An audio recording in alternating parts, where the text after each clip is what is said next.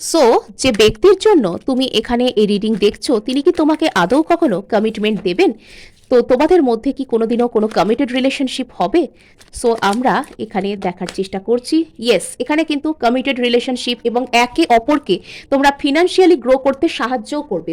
তোমরা কিন্তু একে অপরের জীবনে উন্নতির কারণ, এবং কোথাও গিয়ে এই ব্যক্তির অবচেতন মন, তার ইনটিউশন তাকে এটাই সারাক্ষণ বলার চেষ্টা করছে যে তুমি তার জীবনে উন্নতির কারণ, তুমি তার জীবনে সেই লাকি চার্ম যেটা তাকে তার লাইফে উন্নতিতে সাহায্য করবে।